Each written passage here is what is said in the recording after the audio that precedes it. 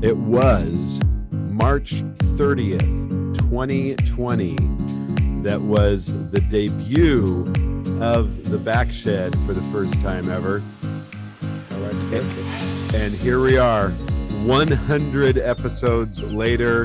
I'm joined at my side here by my friend Micah Paul, who I like to say, Micah, that you are a what's the way we describe this on social media? You're like a super fan. I do get a lot of those. Some pages tell you you're a super fan. I guess that means I'm on Facebook a lot. No, it just means you're totally engaged with with everything that's going on here. Yeah, no, I like to get engaged on, especially lives. It's fun, right? part of things. This is going to be a lot of fun today, Micah, because you are. I feel like you are not my guest; you are my co-host. I appreciate it. We're going to do this together because when I look at it, I feel like you have been with us all the way along.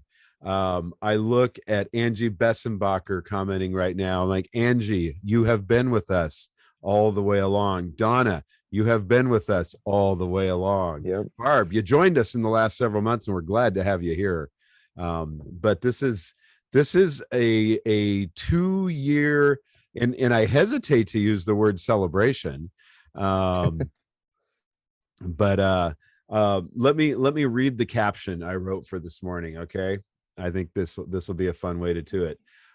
March 30th, 2020 marked the debut of the Backshed Bible Study. And today, Micah Paul joins Cliff for episode number 100. Let's reflect on the last 2 years and how God has been at work in the midst of the pandemic, personal trials, and victories that can only be credited to God. Yes. How's that? There is celebrating in there. Yeah. So, Micah, you joined me from your car today. Yeah, I'm at work, and instead of bugging people in the office, I figured I'd go hide in the car. I love it. I love it. I appreciate it. I appreciate you taking a little time out of your workday to hang out with us. Yeah. Oh, and I always want to tell you should do this to get your viewer numbers, because that's what matters, right? Right. So if you guys are watching, hit the share button, hit the like, tell us where you're watching from, give us lots of comments, because that's what makes the algorithms tick on Facebook. That's right. It's the share. It really is. It's true. It's the shares and the likes and all those kinds of things. Valerie, you're one who's been with us from the beginning and on a very consistent basis. So I might actually go dark here for a second and share on my page. Okay. Oh yeah. There we go. I should probably be sharing this on my own page. Do I even know how to do this? There we go. So if there it is. You're on the share live, now. You hit the little button there, hit right post public. Make sure it's public. Oh, post public. I just clicked share now. There we go. Oh, that works. Yeah. Yeah. All right. We're gonna and then we're or you can do we're past the very first minute, but it's in the first minute you say, if you're watching the replay, let us know you're watching the replay with the say replay or something like that, and then you find out who watches later. This is right, so that was enough of that. Well, okay. And there we go. I'm doing it. I'm sharing also on the Backshed's own page as well, but I can't figure out how to get out of this. So, oh well. Way to go, Donna. Way to post for the first time. So nice. Here are the rules today. The rules today are, there are no rules. No, not true. The rules today are, this is a conversation where we're looking back and like I kind of said there, I want to celebrate things that have happened over the last 2 years, reflect on things that have happened over the last 2 years.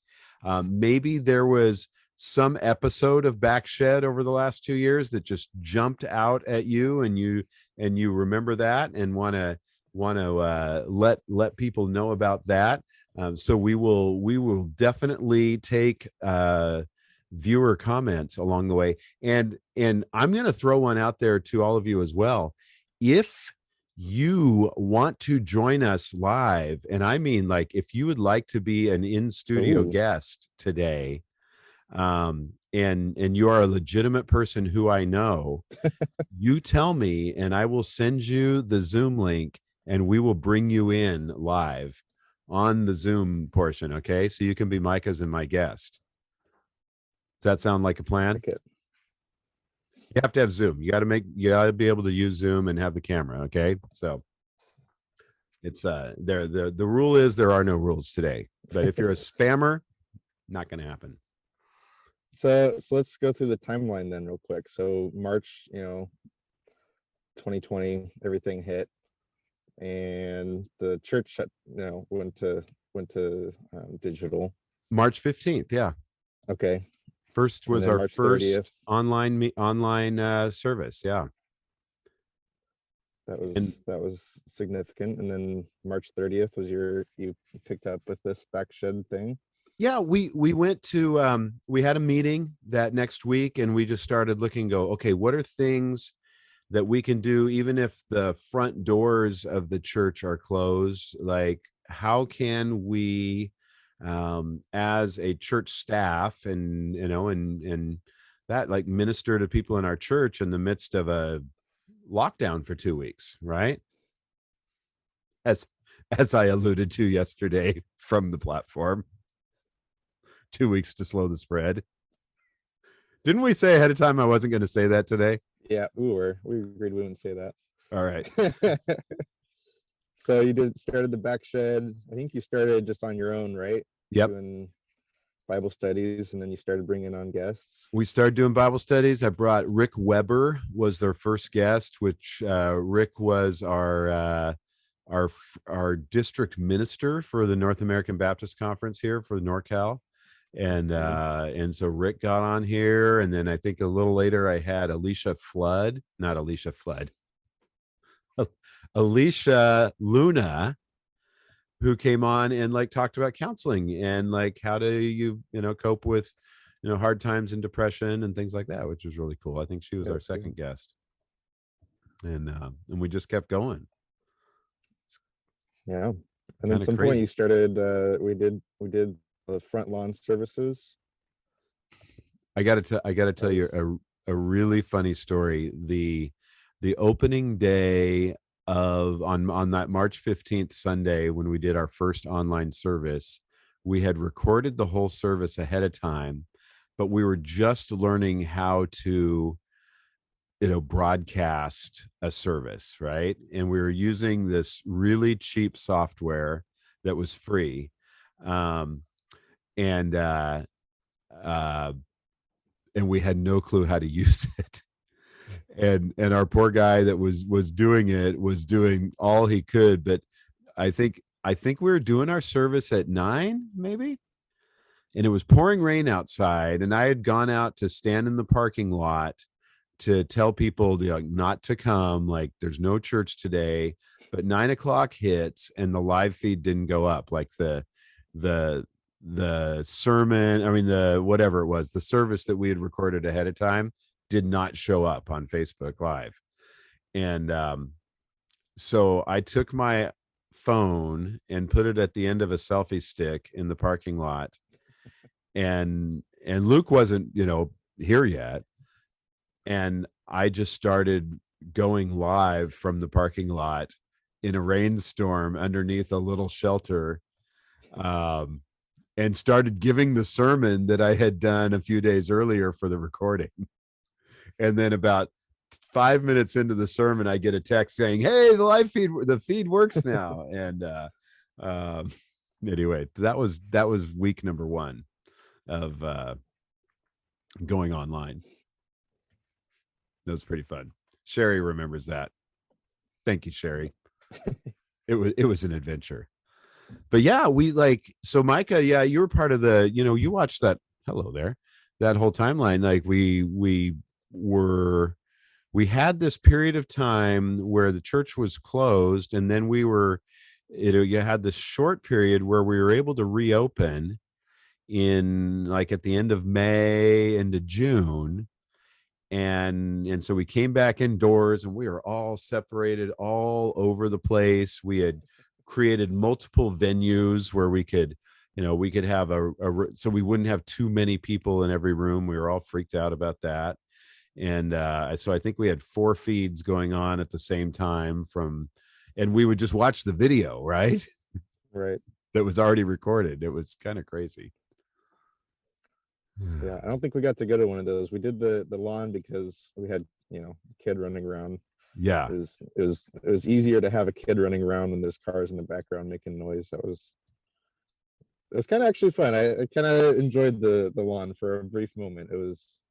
I loved the lawn. I think we should do a once a year lawn sermon, but I know that was a nightmare for tech people. No, I will take that feedback. I think a lot of people would say that. I mean, those were, as long as we timed that right.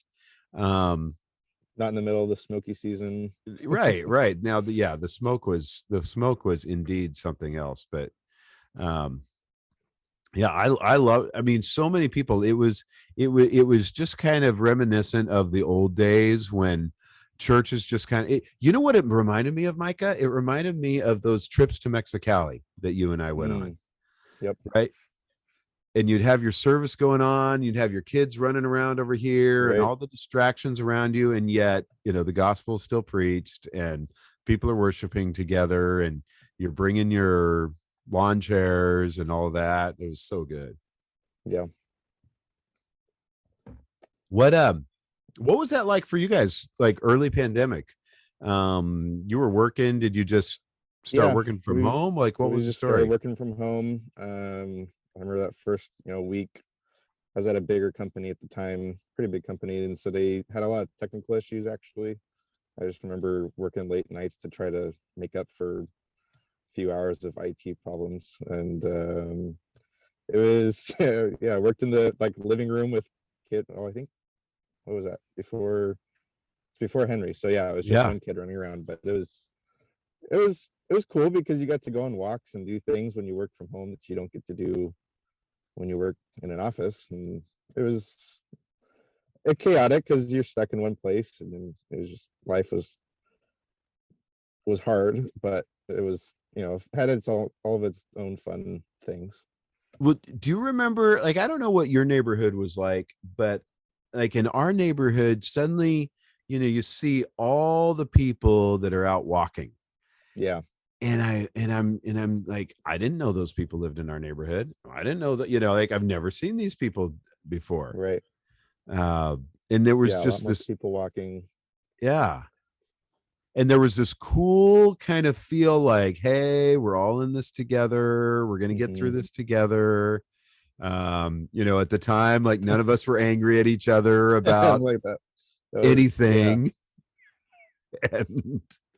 And we kind of, the politics of it all had not formed yet. And right.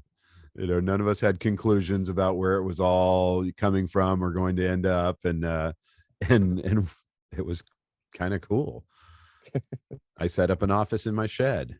Yeah. So did you work from home full time for that for a while? Yeah. For a while, yeah, because we had closed the office at the church, and so I created my little desk corner that I'm, in right here. It was a little less complex, but I remember the day I sneaked into the church and brought my extra monitor from my office.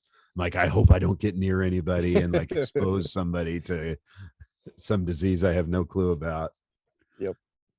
And I hope the Gestapo doesn't see me sneak into the building and come after me for being out. I don't know. So you said something in last week. You said you have had a press release when we did go back to. And what can I ask what was on that, or a quick summary of that? You know what? Let's see. And I don't know. I might ask you a question and let you talk for a second while I try to find it. Because I know it's sitting here somewhere on my computer, and more than likely sitting in here in a Google Doc. um, of some kind. Um, but let me see here. Press. No, my goodness. Oh goodness, guys, see, COVID. Yeah, we're gonna find this. All right, Ooh, I'll tell you. I'll finish the timeline yeah. of You of talk for a my second. sure. So yeah, working from home was good for a little bit. It turned out it wasn't great for my ADD-ness. And I don't know if I never posted it on Facebook, but I was fired at the end, well, the beginning of 2021. So I was, what, a half a year into COVID, or almost at the end of 2020. And it was a bit unexpected, and I still kind of feel like it was a communication error, but um and I was working really late nights to try to make up for distractions, which wasn't good. But that ended up being a blessing. We were talking about blessings out of all of this. Kenzie was pregnant at the time. We're like, how are we going to do this? But she ended up getting onto Medi-Cal, which covered all forms of birth, all parts of the birth, instead of my insurance, which would have cost still a bit of money. So that was like one of the praises. That was the beginning of 2022, I guess. No, 2020. What are we in? 2021. That was the beginning of a crazy year, and then Henry was born, and we had a whole crazy life of hospital Well, story, which we've right, and talked and about I before. mean, So and let's just go back, because that was we're coming close to a year ago in May. Is that right? yeah, yep. Okay, and and Henry was we, up. for some folks here, all they know is we interviewed you guys at the hospital. We talked through everything there, and we've had a little bit of follow up since then. But you want to, I'm gonna switch you over to single screen here so they can just see you Sure. and not me. Yeah, not to take over the whole back shed. It's just an example of how God's used some of the bad things for good. Um, just the summary. Yeah, we Henry was born. 2 weeks, everything was fine. 2 weeks later, he had a fever. We went in to the ER, and things just kind of progressed. And about I get my timeline mixed up. I want to say a few days later, a week later, maybe it's 5 or 6 days later. They determined that he needed heart surgery because there was something on his heart, and it was just yeah, everything just kept getting worse and worse and worse. Trying to figure out, what am I praying wrong? Or we millions of, not millions, thousands of people literally praying, um, you know, but just kept, hoping for a miracle that it would just solve itself. And I don't know that the miracle that I expected ever happened, but God did bring him through, 50% chance of survival, um, heart surgeries that they never do on that. Very unique circumstances that doctors had never seen, uh, and they got him through. And we had another 6 weeks after that of being in the hospital. Um, yeah, but I mean, you guys went through it, and I think the thing that stands out so much. Well, let me back up a second. Shortly before I had you all on here, coming up on a year ago, so 10 months ago. Um, Something that God started to really impress upon me about Backshed was, for some people growing up, behind the shed was where they learned a lot of life lessons. Um, there's kind of this old joke of like, dad takes you out behind the shed and, lets you, um, find the right hand of justice. Uh, but there's this kind of place where people growing up on a farm learned hard life lessons. But something that God started to impress upon me was, I think, one of the purposes of doing this was to share a common theme that goes across everybody, is that brokenness is probably one of the greatest pathways to intimacy with Christ. Yeah, definitely. And not that anyone ever brings that, you want to bring about brokenness, but it's in the Right. midst of brokenness, you absolutely find intimacy with Christ. And you guys, like, you learned that firsthand like nobody else. Yeah. Yeah. In I that think I season. told you that was the kind of the closest I felt to God. I was falling asleep to the Bible just because I couldn't sleep to anything else. I just needed something to um, listen to. Um, Praying constantly, fully dependent both on Henry's life, our finances, our people taking care of our house. It was just full, like, all right, it's all out of my hands. I literally can't. This is nothing I did at all. I Yeah. can't take any credit. So Well, and I'm looking here. I mean, people are commenting. Justin Litchfield's on right now. He's hey, watching, Justin. and I'm sure Justin's watching because you shared this, right? Yeah, I told him last night. Gonna Um, watch the back shed today. but here he is, like, talking about the just how surreal it was attending Good Friday service in 2020, and just having that option of just even being able to do things digitally. But it was through this crazy digital world that we were able to connect with each other and Yeah. keep a lot of this going. Donna's talking about, she remembers during the months her family was dealing with the suicide of a loved one, Mm. and like holding on, like this was one of the main connections to the church, was coming through this, as we were sharing together struggles and pain and hurt, uh, and yet then later we come back and struggle, I mean, share the celebration Right. of I think something that so stood out from your story, you and Mackenzie. And by the way, I am so excited for Sunday night, of the two of you that are Sunday Oh afternoon that are yeah. going to be in a wedding together that I Yeah. get to perform anyway. We're all gonna be in a wedding together. And Justin, Exciting. you're going to be there too. It's so Yep. cool.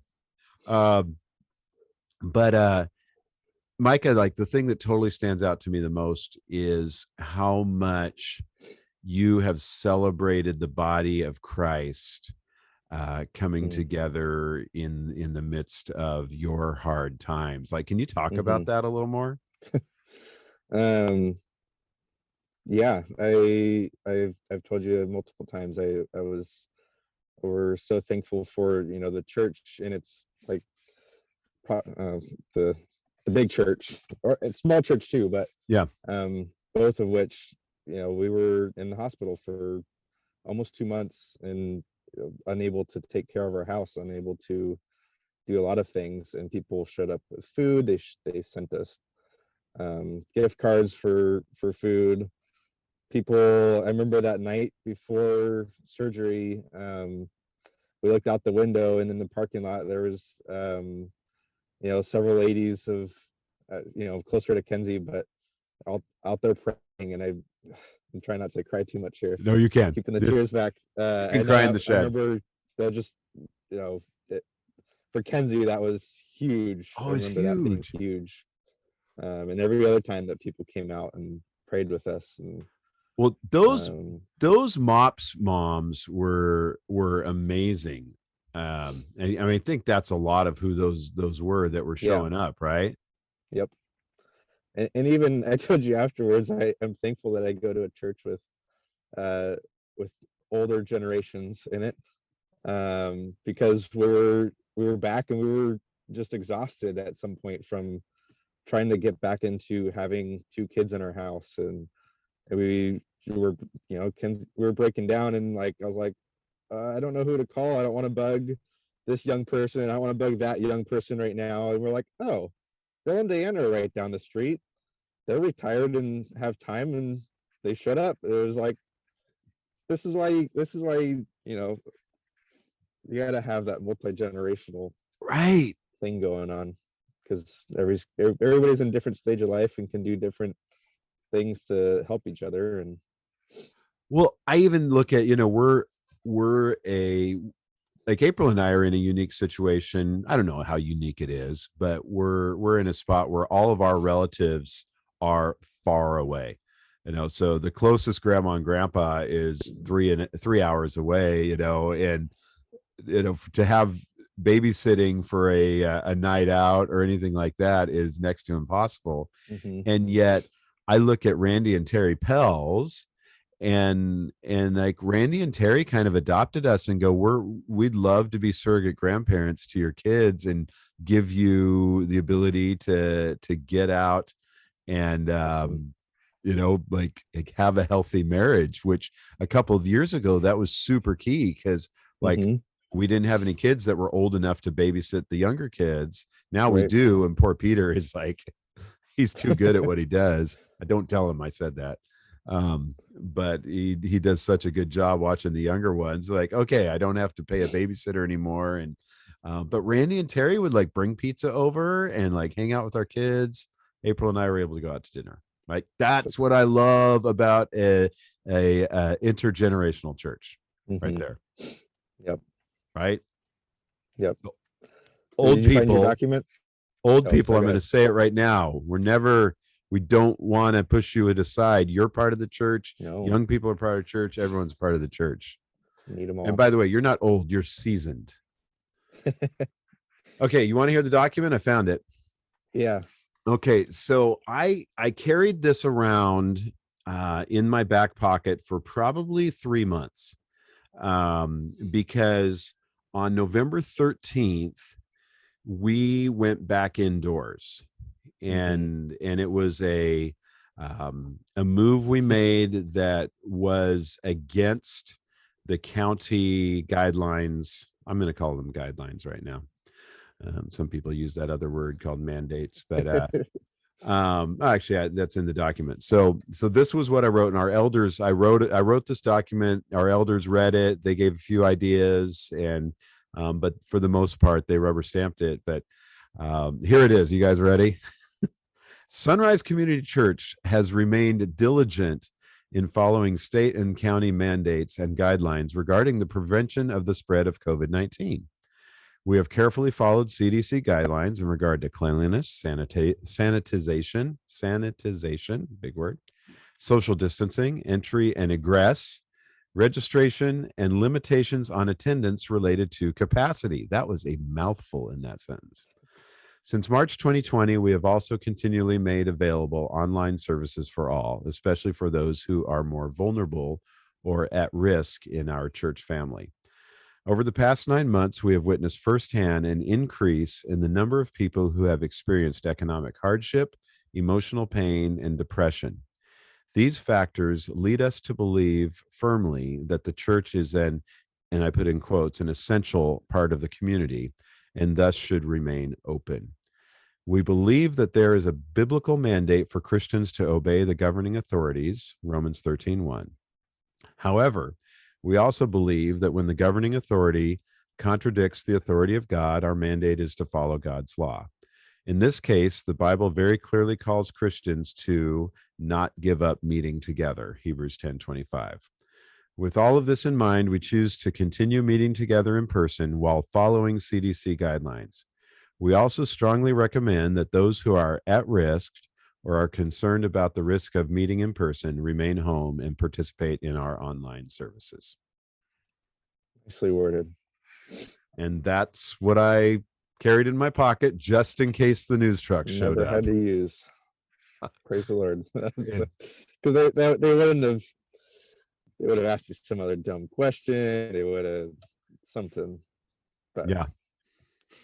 But like there's just so much was unknown, like if we look back now 2 years later, knowing everything we know now, you wonder like how different would our response have been. I have no clue, but that's but there was so much unknown. Yeah. So what's past 2 years, what's a hardship that turned to be good or God used for good in your life? Well, I'll try to think on a personal level, but I can say on a church level, I still praise God for how he worked through COVID to bring Luke to us. Hmm. I mean, we were, it was in September of 2019 that we had called him to be our pastor, extended the invitation. All the paperwork got received by USCIS, Customs and Immigration Service, on October 25th. And then we were thinking, it's just going to be a couple of months. We told people, he'll be here by the first of the year. The first year rolls by, nothing. And someone a while back had said, hey, it's going to take you guys a year. And I'm like, no, just a couple months. We got an immigration attorney that we hired. This guy's going to he's got it dialed in. Well, we stopped hearing from our attorney and not a word from our immigration attorney. And it's at this point, it's January, maybe almost close to February. So COVID hasn't hit yet, but we haven't heard a word from our immigration attorney. So Tracy Kopshai, who is the ultimate sleuth, and this woman is amazing at how she's able to figure things out. She gets onto Google Earth, or no, Google Street View, with the attorney's address, and then figures out the other companies that are next door to the attorney's office and starts calling them. And she gets a hold of this one, and they say, can we call you back? I was like, this is really strange. We get a call back the next day, maybe, or later that day, and we find out the attorney died. Oh, man. So Luke's immigration attorney had been dead for 2 months, and we didn't know it. He had died back in December or something. And, and so we don't know when this is going to go through. But I'll never forget Myron Heitman. I love Myron Heitman. And Myron, if you're watching today, I love you. But Myron kept I'm going to say nagging me a little bit, going, hey, how come we don't get Luke, just pipe in his messages from Canada? How come we can't do that? Just have him send a recording down. And I'm like, Myron, we are not going to be a video church. Right? March 15th, we became a video church. and it totally caused everyone to watch online. And suddenly we have this immediate connection with Luke, even though he's not with us. And I think it was one of the best things for connecting our congregation with Luke and vice versa. And it was like he was here. And, he and I started we were probably on the phone 4 to 5 times a week through that season. And without him, Donna didn't know that the attorney died. I love it. We kept that story quiet for a while. But it was just it was so cool. COVID provided the opportunity, even though Luke wasn't with us in person, for him to be with us in person, because it was the norm for everybody at that point. So to me, that was one of the big, really big blessings looking back of that whole season. Yeah. And the whole birth of the video, the online digital presence has been huge. And it's only grown. And we sunk, as a church, we probably sunk, I'd say probably $30,000, maybe even a little bit more into that to really step that up. But the top commenter at the beginning, the first comment of the day came from Barb Ballas, and Barb lives outside of Cleveland, and is a part of our services every week. And for all intents and purposes, Sunrise is a home church to Barb, and things like that couldn't be happening without having gone through this. So crazy blessings that came. God's always at work in everything, right? Right. That reminds me, if you are watching and you don't always get the notifications, there is a notification bell somewhere on the Facebook, somewhere under the video. Look for a bell, hit that, and then next time Sunrise is live, you'll get notified. This Right. is why I need you in my life, Micah. You keep me. Are you a millennial? Is that what you are? Yep. Yeah, Proud you're a millennial. millennial. Yeah, I'm an Xer. We have no clue. We just know that millennials and what are the other ones? Boomers. Gen Z. Oh, okay. Millennials and boomers are like this with each Yeah. other, and the Xers were like, whatever. You know what? We were latchkey kids. We learned how to survive. Yep. I love my technology. I'm a typical millennial. Maybe one of my favorite memories of you, Micah, is going to Mexicali and having you bringing the boombox out everywhere we would go, and I always having Bluetooth connection to music playing wherever we were going. Yep. Always the top of it. Valerie, great question. You want to know how many people watch services online every week?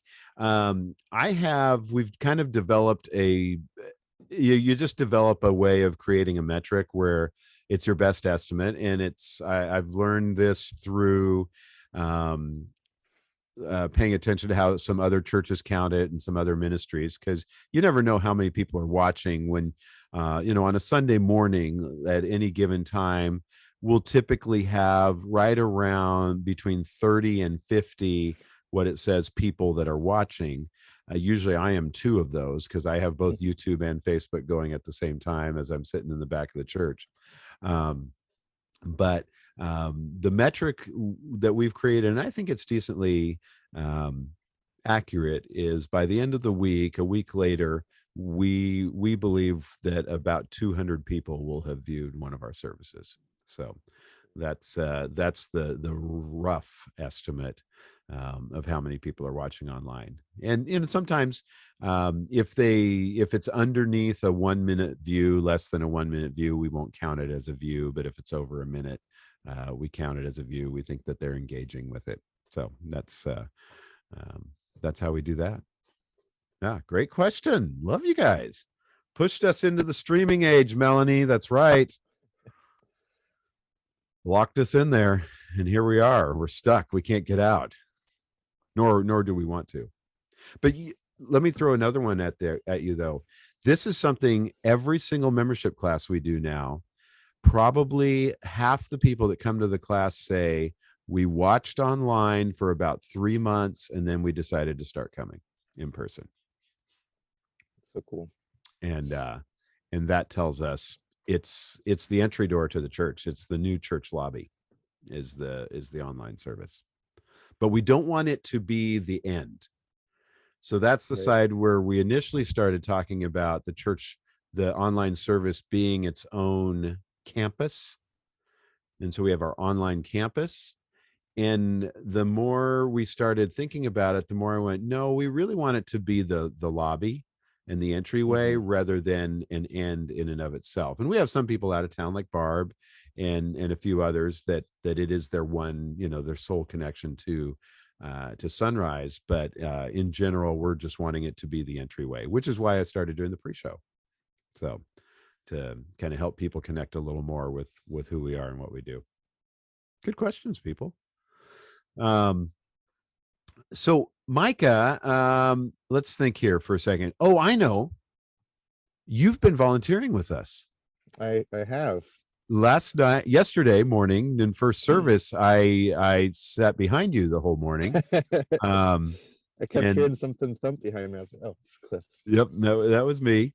But tell us about what your volunteer ministry is with Sunrise right now.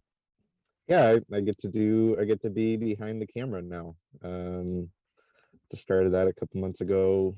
So for Sunday services, I do like every other Sunday first service. I get behind the camera, and we've got I guess 4 cameras technically, and then someone up in the booth controlling it. But for the Sunday live services, I get to be one of those cameras to follow the worship people, or Luke, especially when he likes to walk around the stage. Yeah, cool. Tell them about the difference between me preaching and Luke preaching. Last week I got to video Cliff, and he said, oh, the app, you can take notes in the app now. I was like, sweet, I'll check this out. But I'm doing the video, and I ended up having enough downtime with Cliff kind of does a little sway, but for the most part, I didn't have to move the camera too much. When it's Luke on stage, it's constantly back and forth. You're Right. following with the camera back and forth. Yeah. Ever since they put that podium up there, I am stuck in the middle. Like I'm stuck behind that podium. I cannot move. I think before the podium and I just had like a little music stand, I felt like I moved a lot more. But yeah, but it's better for the camera, right? Yeah. No, it's cool. I went to a rehearsal once with the worship team, and it's cool to see the behind the scenes of how Jathan runs the team, and it's not just like a worship team. He makes it a a real like it's a ministry within itself. Besides the actual you set that they perform, it's all its own little team that kind of it's cool. Like again, I like to see how the church works. It's really awesome. Well, and there are people behind the scenes. Like let's talk about Joe, for instance. He's the one talking into your ear, into your headset, right? Most of the time, right? Joe has got such a heart for technology being an instrument of ministry. It's and most of you wouldn't know who Joe is, and if a tech person is doing their job right, you never know who they are. You don't recognize them because things are running so smoothly. And but Joe just has this crazy cool heart for seeing technology used for the kingdom purposes, right? And it just kind of bleeds into everything he does. I should talk with him more. I mostly see him on Sundays. I think we could get along tech wise. Oh yeah, you guys have a lot of fun. you're like-minded. You got a lot in similar there. Melanie, true. Podium keeps Luke a little more still too. That's fair. Usually when he's reading a passage or reading notes, but he gets fired up on a story. He's back and forth. Yeah, I mean he'll race back and forth. The worst thing I used to do was when there was no podium, I would go stand right up on the edge with my toes hanging out over the edge, and I was always afraid at some point I'm just going to fall right off the stage. Okay. Oh my goodness. Here we are. We're 43 minutes in. I think we got to land this plane. Okay, Micah, for you, biggest lesson learned in the last 2 years. Oof. Or a lesson learned in the last 2 years.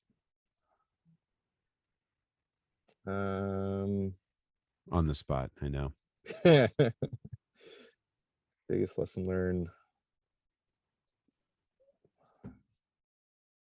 I just fall back to that. Really, God does provide, and he really can use crappy situations. Not always. Sometimes crappy situations are just bad situations, but a lot of times he's got he always has a plan in mind. But yeah. And all of you watching along, post, what is it? Tell us. Big lesson in the last 2 years. The one that I always stick to is God's faithful. Like he's faithful and he's in control no matter what is happening. And this one, I just had an email pop up on my screen with from somebody that's on our benevolence team. And I love seeing God's people rise to the occasion when things get hard.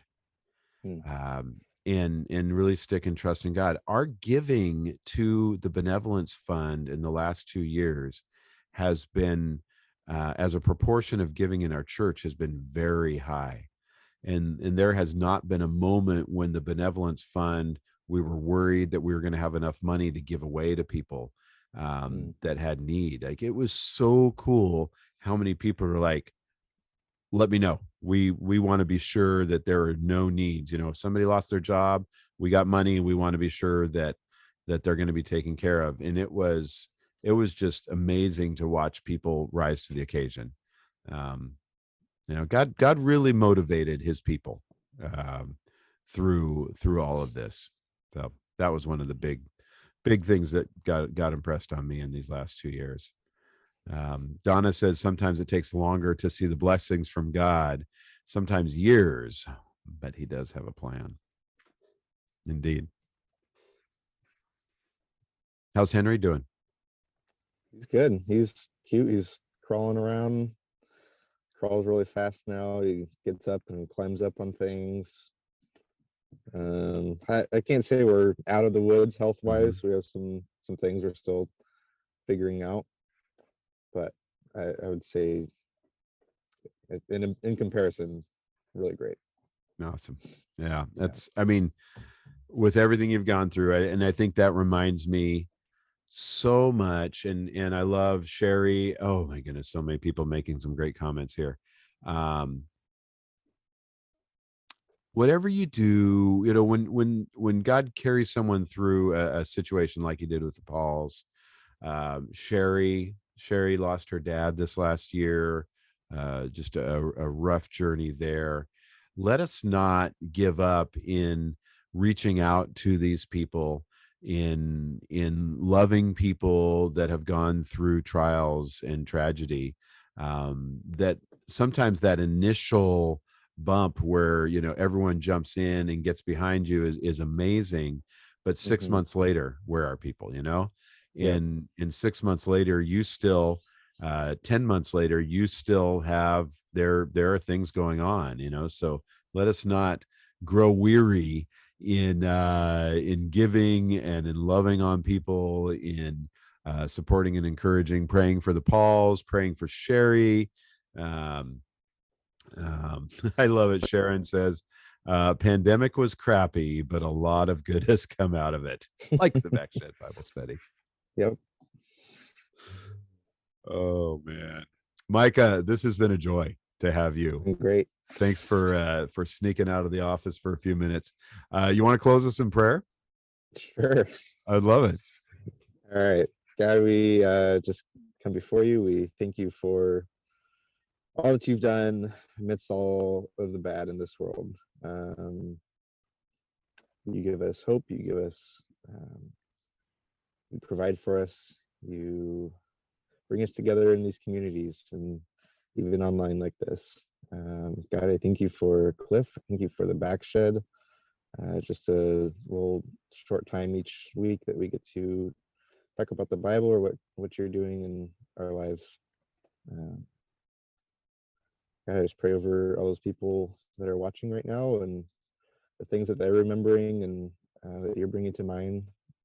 I just ask that you direct that towards how you have been good. In Jesus' name, amen. Amen. Oh man, thank you so much. Gosh, Barb, let me see here. Sunday services, Backshed, Pastor Luke's podcast has been so important in our lives. Right. And so want to remind you, if you love this thing, enjoy it, like, comment, share it. That's how people find out about it. And don't forget, we have right now about 20 plus subscribers on the podcast version of this, which is great because you don't have to see my face. You just have to listen to the voice. And that drops out every Monday afternoon, right about noon. The audio version of this comes out on podcast format, and you can get that on Apple iTunes, Google Podcasts, Spotify, all those places. I'd love to sometime teach a video.